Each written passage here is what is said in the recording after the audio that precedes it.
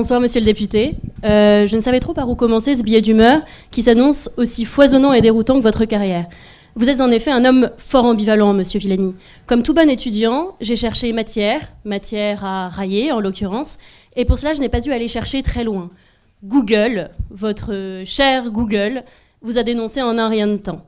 Comme quoi, on vit tout de même dans une drôle d'époque, les intelligences artificielles nous volent même notre terrain de jeu favori, la délation. Mais bon, revenons à l'essentiel, vous docteur. Sur la première proposition que nous fait YouTube, vous justifiez votre look, pour le moins atypique, et vous nous prodiguez même quelques petits tips vestimentaires. Vous êtes donc la Christina Cordula du Palais Bourbon, une véritable icône mode et beauté. On vous imagine déjà expliquer devant une foule en délire de jeunes millennials, tels que vous.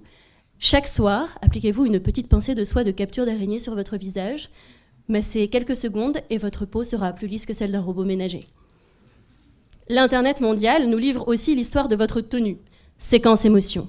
Le petit Cédric, vers ses 20 ans, alors en pleine crise existentielle, mais qui suis-je? Où vais-je? D'où viens-je? Décide de se forger une identité vestimentaire forte et dit avoir été interloqué par une chemise ancienne aux allures exotiques. Mais attendez, à 20 ans, le petit Cédric était alors déjà à l'ENS. Toute la disruptivité de ce look perd alors de son panache. Il n'y a absolument rien de disruptif à avoir l'air quelque peu excentrique lorsqu'on a pris la tête du BDE d'un établissement où les peignes rasent les murs et où marcher pieds nus est devenu la norme. Oui. Ainsi, vous dites vouloir assumer votre identité au sein de l'Assemblée nationale, ce qui consiste dans un premier temps à assumer votre lavalière, que vous n'avez peut-être pas, je ne sais pas. Si vous l'avez, d'accord, ok.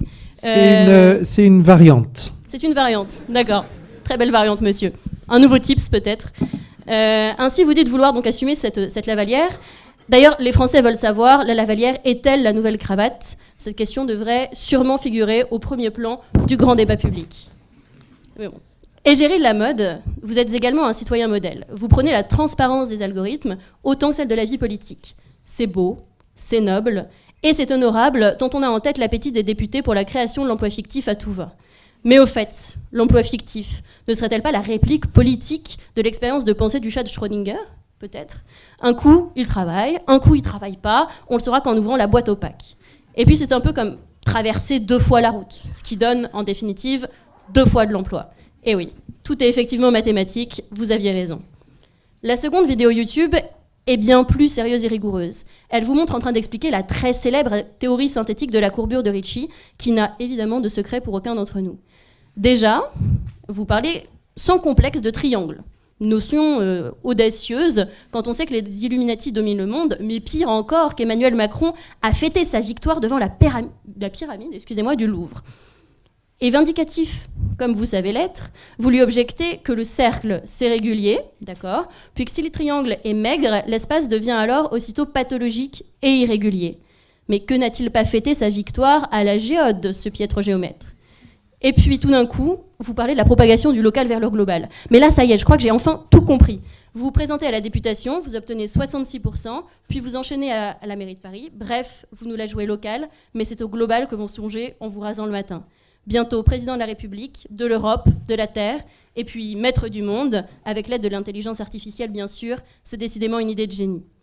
Résumons la situation, vous êtes donc influenceur, mathématicien, auteur, professeur, muse, député, président BDE, Marsu Villani apparemment, comédien, car oui, vous avez joué dans un conte de Noël, un Mayday Fields avant votre propre nomination, et ça c'est grandiose, et bientôt président, bref, comme le Bernard Lavillier des Fatal Picard, il vous reste plus de métier à faire, et ça c'est beau. Merci monsieur.